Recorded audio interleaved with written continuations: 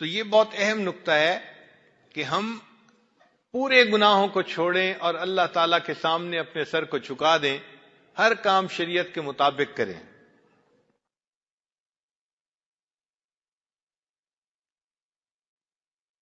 آج کل نوجوان اپنی خواہشات کو پورا کرنے میں جھجک محسوس نہیں کرتے، ہاں اتنا ضرور دیکھتے ہیں کہ کسی کو پتہ نہ چلے۔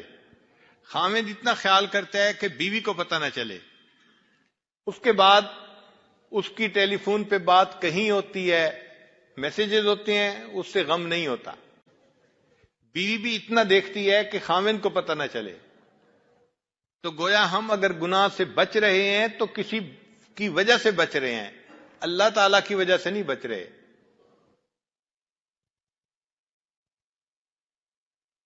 اس لیے میں اپنے دوستوں کو کہتا ہوں کہ جب میسیجز میں کسی کو لکھے نا آئی لو یو تو ہاتھ کانپنے چاہیے، زبان سے کسی کو کہنا آئی لو یو تو زبان کانپنی چاہیے۔ کیوں؟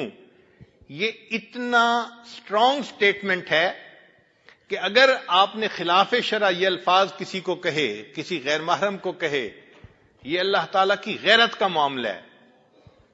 عین ممکن ہے کہ آپ یہ الفاظ لکھ کر ٹیکسٹ کریں گے کسی کو اور اللہ تعالیٰ کو غیرت آئے اور وہ فرما دیں کہ اچھا میرے چاہنے والوں میں سے اس کا نام خارج کر دو۔ تو یہ کوئی چھوٹی سی بات نہیں ہے، بہت سوچ سمجھ کے یہ لفظ لکھنے چاہیے۔ اور آج تو کفر نے ایسا ماحول بنا دیا ہے کہ کسی کا فون آ جائے آخر پہ لازماً یہ الفاظ کہتے ہیں، اور دکھ اس بات پہ ہوتا ہے کہ توقع کرتے ہیں کہ اگلا بھی یہی لفظ کہے گا۔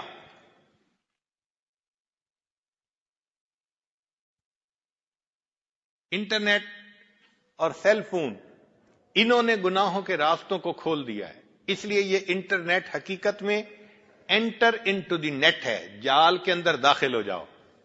جس کو عادت پڑ گئی اس کی وہ جال میں پھنس گیا۔